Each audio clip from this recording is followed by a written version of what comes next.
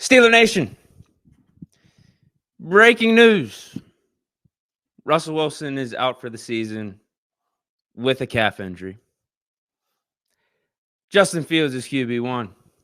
We might have found our guy just because of Russ's unavailability. They say your best ability is availability, and Russ wasn't available, and it opened a door for a guy like Justin Fields to go out there and show what he can do when, up to this point, the lights are the brightest in a Steeler uniform. We got to see what he was doing in training camp and in preseason, but now the games count. And we got to weigh what you do in regular season games more than what you do in preseason and training camp and in practice and everything. And Justin Fields looked good. Looked like the moment wasn't too big. For the most part, was in command of this offense. Looked comfortable. And ultimately won the game. Winning ain't everything. Winning is the only thing. He did pretty much everything right. Outside of leading the offense to score a touchdown, he played the script to a T of what we needed to do to win this game because we knew the defense was going to keep us in it. And they played lights out. We're going to talk about them a lot throughout this stream. But Fields is the story. Fields, I think, not fully. I don't think he answered my questions about him fully, but I think he answered some things that he can play from start to finish, like in a consistent manner and in a manner that is conducive to winning close football games, grinded out football games. He didn't make a mistake. He didn't put the ball in harm's way outside of the first snap. Of course, that had to happen, right? Fields was struggling with the snaps all preseason. Of course, the first play of the game, and Herbig wasn't even out there. So we can't even blame Herbig on it. Of course, we put the ball on the ground. Luckily, we gained 3 yards on the play and was able to keep it. But outside of that play in that first series, Fields looked good, man. I think he had a really, really good game. Like, if I'm going to compliment some of our offensive performances over the last couple of years with Kenny, where we'll keep it close, control the clock, protect the ball, and then win the game late in the fourth quarter, then I got to talk about this in a positive way too. And I want to. We played winning football. We played winning football. Midway through the game, we're up 12-10. And then we get up 15-10. Like, you got to read the room. You got to see how the team's playing as a whole. Special teams was lights out. Bos was making everything. And the defense was playing great too. So if you're Justin Fields and you're the offense, like, just don't lose the game. Don't get us out of this game by doing something stupid. And he didn't do that. And he played good. He had some splash moments. He had some big plays down the field. If anything, the rest were the ones holding us back. Not only TJ Watt and the defense from some of those amazing plays they were making, but even the offense. Fields had a nice little 30-yard pass to Pickens where they called a push-off, and you're just like, bro, they never call this. Yeah, they'll call a push-off when it's something egregious and the receiver's got his arms extended out and it's so obvious, but just like just a little separation, just a little tap, we're going to call that. It was a nice pass by Fields to Pickens. Like, we would have kept that drive going. Maybe we score the 6 on that possession. But I think Fields played good, man. I think Fields played really good. And going forward, I know I said at the beginning, Russ is out with the calf injury for the season. I think going forward, you let Russ take his time getting back healthy. Like, why not? If Fields is playing like this, we're winning games. You got to assume he should only be getting better with his new surroundings and his new team as time goes on. And we know the big difference between Fields and Russ is that Fields is like 10 years younger and has the chance to be like our future franchise guy. Whereas Russ, we probably got 4 or 5 years max, right? So I think Fields gave himself another opportunity. I definitely think he did. I think you got to give him a big shout out. Definitely. But who's in the chat today, man? How's everyone doing? Good game. Like, just good Steeler football win. Defense was awesome. Defense lights out. Honestly, the Falcons only should have had 3 points. If it wasn't for the refs and calling some of those ticky-tack calls, that offsides on TJ Watt where he gets a strip sack, we get the ball right there. And then the next play or two, Cousins finds a dude wide open in the end zone. They scored a touchdown. But if the refs don't call that ticky-tack offsides, that touchdown doesn't happen. The Falcons only have 3 points for the whole game. Defense played good. I think offense did what they had to do. And do we want the offense to keep performing like this? No, we want to score touchdowns. I get it. But you got to take it a game at a time sometimes. Like you got to walk before you can run. And for this game, us taking risks, like unnecessary risks or going for it on fourth down or, putting the ball in harm's way just so we have a better chance to get a touchdown. That's not going to do us any good. Like that. No. When the defense is playing like that, sometimes all you need is field goals. We won a divisional game back in 2016 where Boz hit 6 field goals. Does it matter? Does it matter if it's 7 points? Does it matter if it's 3? All that matters is the final score, and the Steelers have more points than the Falcons, and we're 1-0. Who's in the house, though? What's good? What's poppin', Steeler Nation? MB McKendry once says, got to clean up the offense. We need touchdowns. Thank God for the leg Boswell. What we need to get deep and drive home downs better. Yeah, for sure. I think that's something you can critique and something we need to improve upon. It wasn't perfect. It's week 1. And you got to think, too, like Fields wasn't even supposed to be out there. Fields was not even supposed to be out there in this game. It was supposed to be Russ. So, like, we had a whole plan for Russ, and he has the calf flare up on him a couple days ago, and we got to put Fields out there on short notice. I mean, really, Russ was a game-time decision today. We got the actual news, the official report that Fields was going out there a couple hours before kickoff. So, like, this was all designed to be Russ's offense from the get, and we got to put our backup out there, and he played good. We didn't have any turnovers. We moved the ball. We had some splash plays. The Fields Pickens to connection was real. Najee Harris was doing good things. So, like, I'll take it. I mean, I know we didn't get the touchdowns and everything, but we scored on what percentage of our drives? Like, that says something. I know it wasn't touchdowns. I get it. But the name of the game is to put up more points than the other team. And those field goals added up to enough points that we outscored the Falcons and get out of this 1-0. Okay. Like, we don't want that necessarily going forward, but we got to play the game that's in front of us right now. That's all. If it continues to become a trend for the next 2 weeks, 3 weeks, 4 weeks, yeah. Something's got to give here. But at the same time, if we keep winning, then what's the biggest harm in that either?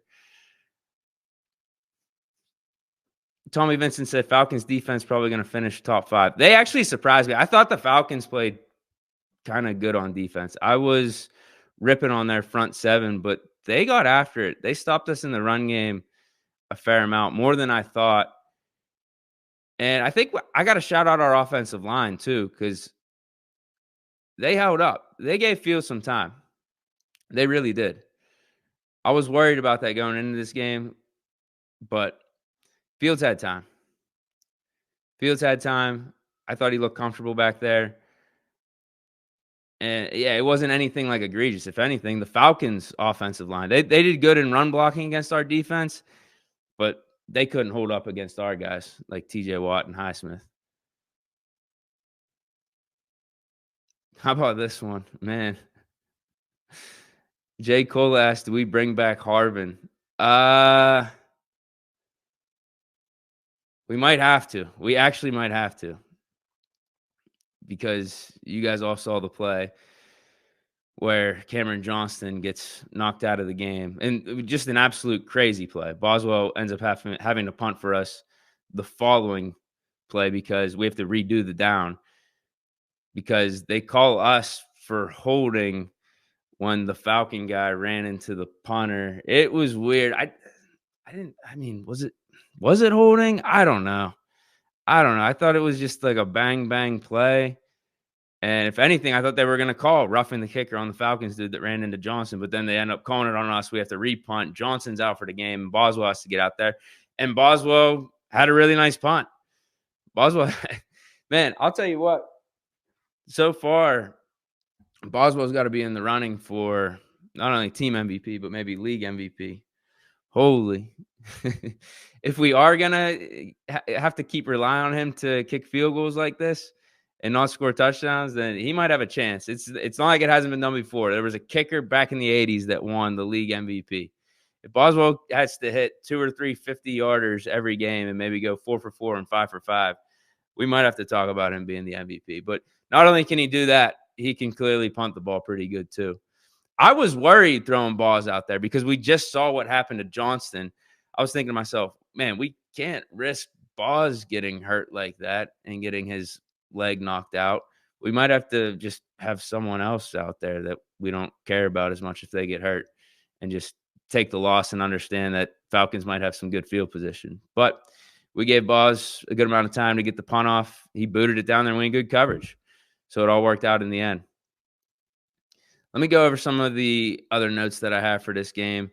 Main storyline to me is Fields, just mainly because he's the quarterback, and that's always going to be a conversation of, who should be the guy. And with it being Fields and Russ, 2 big name dudes here in Pittsburgh, and Fields actually getting a chance to start for us week 1 of the regular season with Russ having the calf injury. I don't think that conversation is going away, especially since Fields played good and we got a win. Different story if we go 0-1, Fields has a couple fumbles.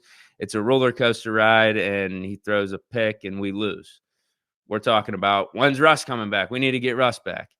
I saw this thing that was good about this team, this thing that was good about this offense, good about the defense, but obviously with Fields out there, it might be a struggle to win games. We need Russ. We need that leader. We need that veteran savvy back in here. When's he coming back? But with Fields playing like he did, that's not the conversation. I think the conversation is, let's continue to see what Fields got. Why not? Why not? The Fields Pickens, the connection was real. We saw the nice positive rushing plays that Fields gives us when the play breaks down. Good arm, too. Like that one throw right before half, it's 30 seconds before half. Very unlikely chance that we're able to get some points. We got probably 30, 40 yards until we get into field goal range. Fields drops back. He runs to the one side of the field and then uncorks one to the opposite side to Pickens.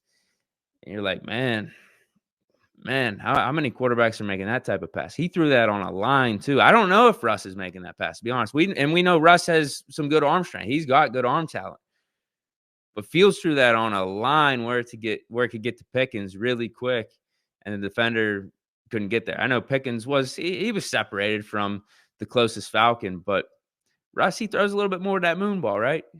Would maybe give the defender more time to get to the play and break it up. Whereas Field, that was on a rope. Opposite side of the field. Like, you're not supposed to make that pass. You're literally not supposed to make that pass. But he did. And again, he played good. Won the game. Did everything he needed to do to help this team get out of here with a victory. Good complementary football on both sides. Again, we knew what the defense was. But with Fields being in at quarterback and all the newness that we have on offense, the new players on the offensive line, Arthur Smith, we didn't know exactly what it was going to look like. Fields, up to this point in his career, he has been up and down. He has put the ball in harm's way. So I just didn't know what we were going to get. But if we get more of this Fields, and more, we actually are able to get some touchdowns and the refs don't screw us, then I think we got a guy, man. I really do. I think we got a guy for this season, but then also the future. It's just, it would be tough luck for us. It's tough, but this is the NFL and injuries happen and players take advantage of opportunities. It's not like it hasn't been done before. It's not like this would be some type of crazy scenario that would be unseen. Guy goes down, back up, next guy up, takes advantage of the opportunity and runs away with it.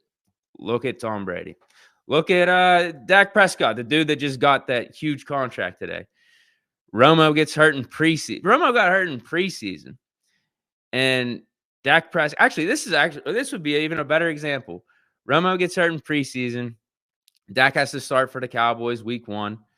And Romo's supposed to be back after, I think it was like a month or 2 was his timetable. But Dak played good to start the season, and the Cowboys kept winning. But you're saying to yourself, wait, that's Tony Romo. You got it. Tony Romo, big name. Cowboys, I was going to say legend. Is he a Cowboys legend? I don't know. I wouldn't say NFL legend, but he's probably pretty respected amongst Cowboys fans. That maybe you could say Cowboys legend. Either way, he's healthy. He's set to come back, but Dak took the job. It became Dak's team. It became Dak's offense. And he hasn't looked back. So Fields was given this opportunity, was gifted this opportunity week 1. And so far, so good. So far, so good. Was it perfect? No. But it was definitely better than I expected. I didn't know exactly what to expect, but he did exactly what we needed to do to win the game. He played winning football. He played winning football to a T. And I like that from Fields. I really like that. Who else we got to talk about, though? I briefly mentioned the refs. They kind of screwed us on the Pickens push-off play, the Fields to Pickens, that one for like 30, 35 yards. That was a really nice pass. There were other nice connections, Fields to Pickens, that weren't flagged. It was a very similar play down the sideline. Fields just made a really nice pass. And then the other one, I was just talking about the opposite field throw. So that was cool. Those calls on defense, though, those offsides calls, the one to TJ Watt that essentially, in my opinion, gifted the Falcons a touchdown because we would have had the ball, but then the Falcons get new life and Cousins finds a dude wide open in the end zone. It was so bang, bang. Like, how often do the refs call that? It almost looked like to me, just because TJ moves a little bit doesn't mean he's off sides. He's just timing the snap properly. It was so bang, bang. I thought the same thing about the Highsmith one, too. The Highsmith one happened early in the first quarter. And I thought the same thing. I'm like, he's moving, but is he necessarily over the line? Could he just be doing his due diligence and knowing when the snap's going to happen? Like, why are you going to knock him for that? Why are you going to knock him for getting a good start on this? So that was stupid. The hands to the face call too on Dante Jackson. I think it was Dante Jackson on the other TJ strip sack. TJ should have had like 2 strip sacks. Did he end up with 0 sacks? He should have had 2 sacks, 2 strip sacks, fumble recovery. I know he had a lot of nice plays in the running game too. If you actually watch the game, you know how good TJ Watt is and know how impactful he was in this game. If you're just going to look in the box score and make assumptions on what TJ Watt did in this one, then you would be very, very wrong in doing so, because that was a decoy type of a performance that TJ displayed out there. It's just a shame that the refs are already getting their anti-TJ calls going. The NFL is already doing everything they can to screw TJ over from the decoy here. It's a shame. It's an absolute shame. I walked away from that saying, man, TJ's potentially even better than ever. Like, he's going into this, what is this, year 8 for him? Year 8, year 9, year 7, I don't know. He's going into this season at 29 years old. Maybe he's 30 years old. I don't know. This might be the best he's ever been. Like, I don't think his prime is closing anytime soon. Yeah, TJ, obviously awesome. Minka looked like prime Minka out there. It's unfortunate we didn't get necessarily any of the ball hawking stuff, but he was after it in the run game. He saved us a couple times. He looked good. But what was nice is even though Minka didn't get the picks, we got picks from other players on this defense. We got some of those interceptions that it feels like we were lacking last year. Dante Jackson, welcome to the Steelers. Great debut of a game. Should have had 2 picks. Kirk threw him one first series, clanged right off of his chest, but he got the one late to close out the game. And then Deshaun Elliott was really good, man. Pleasant surprise. We didn't get to see him as much in preseason, but he looks like he's going to be a really, really good compliment to Minka back there. I already mentioned Boz for MVP, and I know it's kind of hyperbolic, but geez, oh man, he was our offense when it came to scoring points today. And to drill all those from 50 yards, those aren't easy to do, but he makes them look easy. And then he also had to do that punt for us whenever Johnston went down. The offense, like the defense was a fine-tuned machine for the most part. Outside of, I'd say like the first quarter, I thought we were getting out physical in the ground game, but you do got to give Falcons some credit. They do have a good offensive line. Obviously, Bijan Robinson's good, but we neutralized their other talent. Bijan, he had his yards, he had his plays, but Kyle Pitts really didn't do anything. Drake London really didn't do anything. Kirk Cousins looked flustered out there. We were getting after him. We moved him off his spot, made him uncomfortable, and that's the key with Kirk Cousins. Now, part of it might be rust with him. It's a whole new team, but yeah, he didn't look good. He looked like this game was being played on Sunday Night Football or Monday Night Football or in the playoffs. He looked like primetime Kirk Cousins, in my opinion. And I think the defense was part of that. Like, we made him uncomfortable. It wasn't just all Kirk Cousins playing bad. Like, you got to give credit to our defense for not only screwing him up, but neutralizing the talent that he's able to pass it to. But in the first half, Bijan got some on us. O-line, they were pushing our defensive line back. But we adjusted. We definitely adjusted. Because after they scored 10 points, that was in the second quarter, they were held scoreless for the rest of the game. So big credit to the defense there. Now, offense. I want to go to the offense. Because at times, now I think it was almost like maybe it makes sense that it was a week 1 game. We had to get our bearings right after like the first quarter and a half from, I guess, an offense and defense standpoint, just from a total team standpoint. But there was some stuff going on in that first quarter and a half that made me wondering if Canada sneaked into the play call booth and was calling these plays, because there was just a lot of side-to-side stuff, a lot of things that got us going backwards.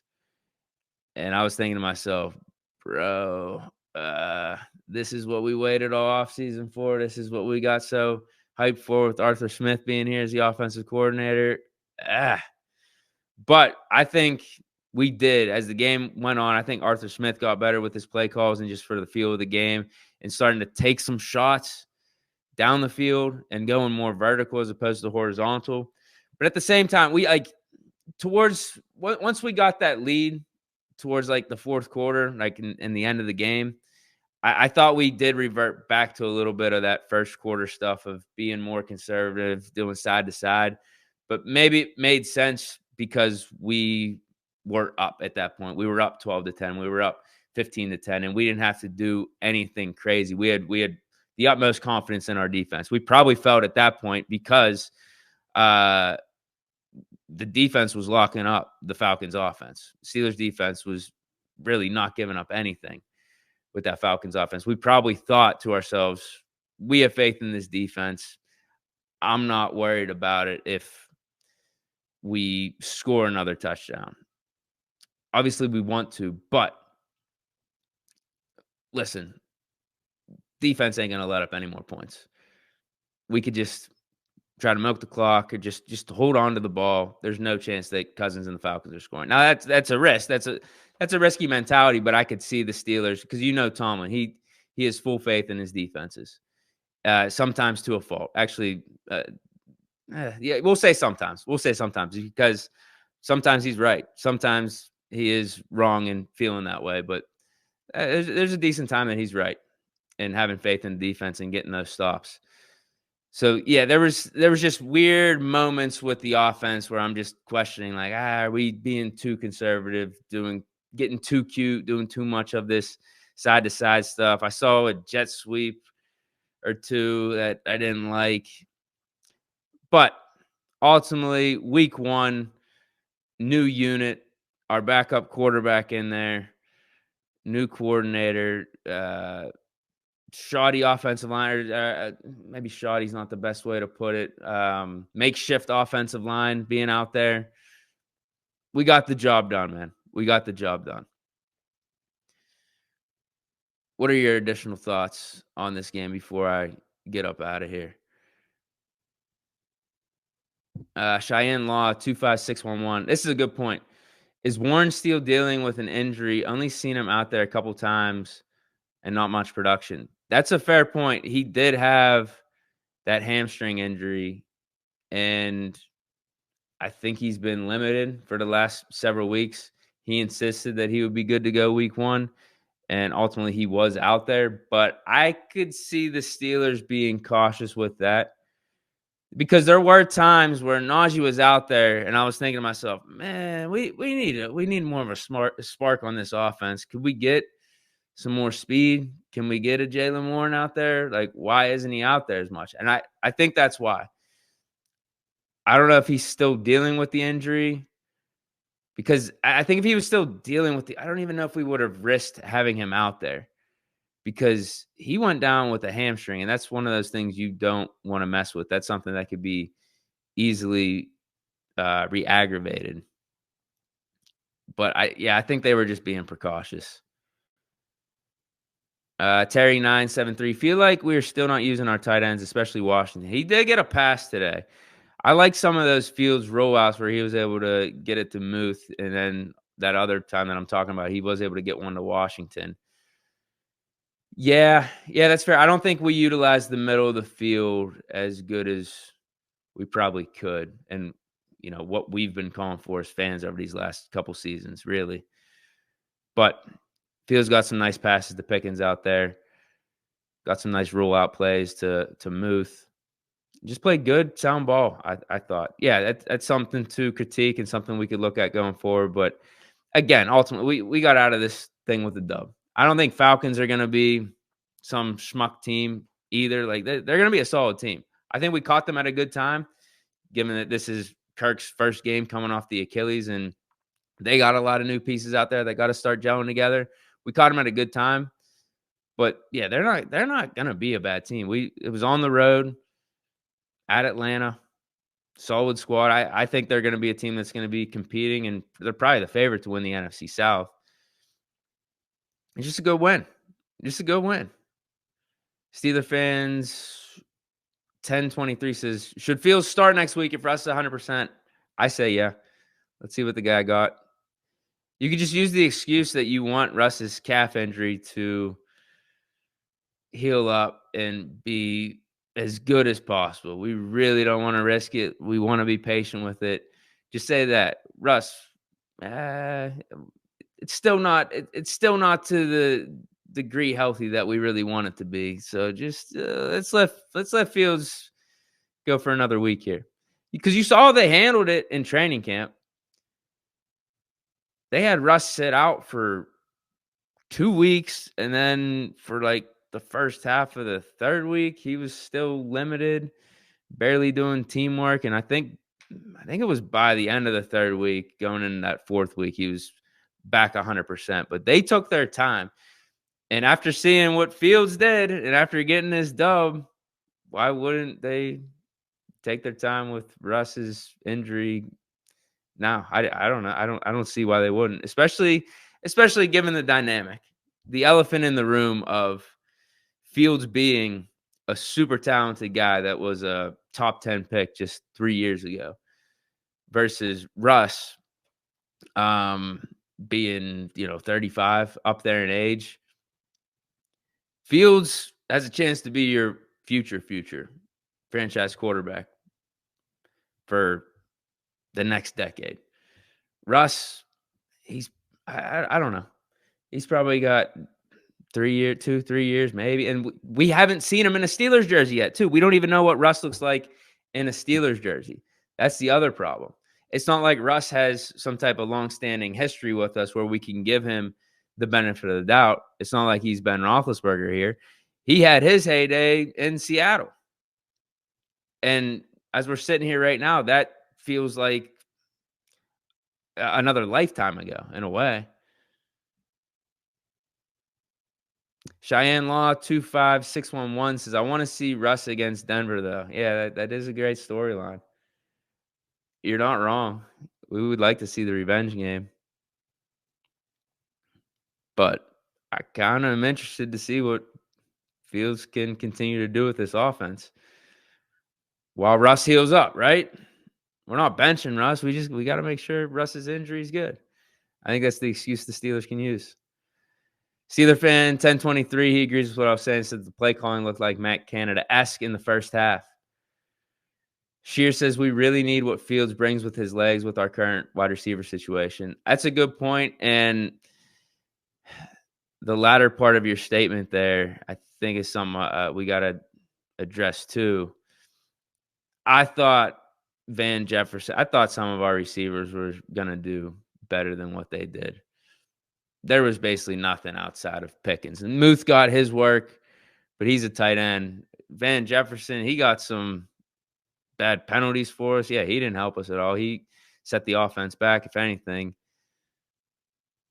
Scotty Miller, I don't remember him getting a catch. He had the snap for Boss, or he had to hold the snap for Boz whenever Cam Johnson went out to end the game there. So shout out for him for taking that hold successfully. Calvin Austin, no. Did any of those guys even get catches? I don't have the box score up right now, but I don't recall any of them doing anything. It was just Pickens. It was Pickens, Freiermuth. We got some passes off to the running backs too. Darnell Washington caught that pass. I think a dump off or two to Pruitt.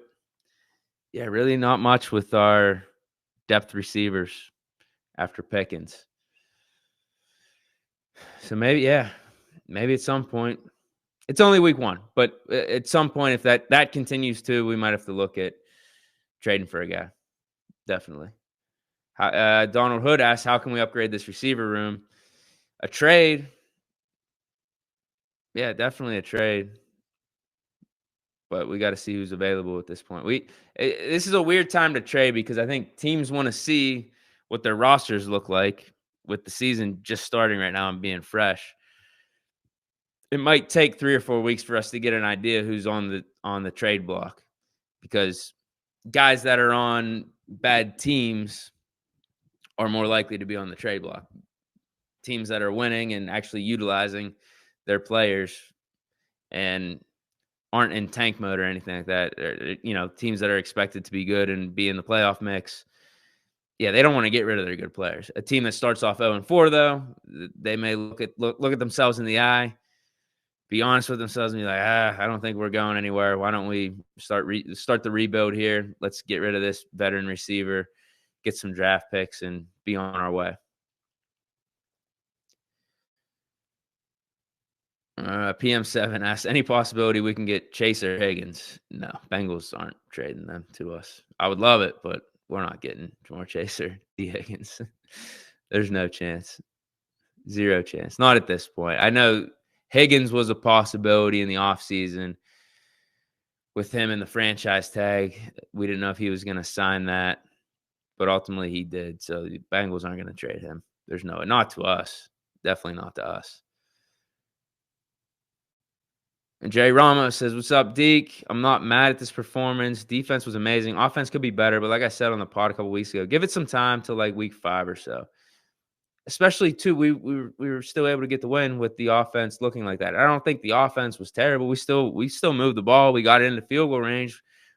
We moved it enough to give ourselves opportunity for those 3 points, and those 3 points added up to have more points than the Falcons. Steeler fan 1023 says, Deke, what are the chances we draft a quarterback to compete next year? It all depends, dude. I think we're week to week with this stuff. We are definitely week to week with our quarterback situation. I don't even know if we know who's going to be the guy from a week to week basis. And that's going to determine, too, what we are talking about in the offseason. One way or another, if we get good quarterback play from either of these guys, I think it's less likely that we're drafting a dude to compete, because I think we're going to be talking about bolstering the team around whatever quarterback we decide to go with. But if we get poor quarterback play, then the chances are very, very high. But it remains to be seen, because if Fields plays like this and continues to improve and develop and feel more comfortable in this offense, and Russ is still trying to get healthy from this calf injury, and ultimately Fields just takes the job and runs with it, then I don't think we're stressing about quarterback in the offseason. I think we're giving Fields the contract and making him the guy.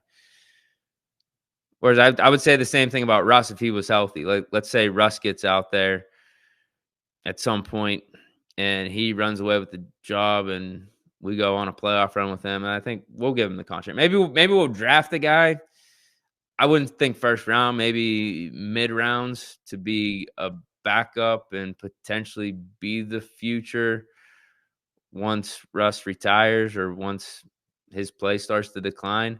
But I don't think we would draft anyone immediately to compete with either of these quarterbacks if they play good this year. How about I put it that way? If either of our quarterbacks play good and we feel really confident in them, I don't think we're talking about competition. I think it's a different story if it's poor quarterback play from either of these guys.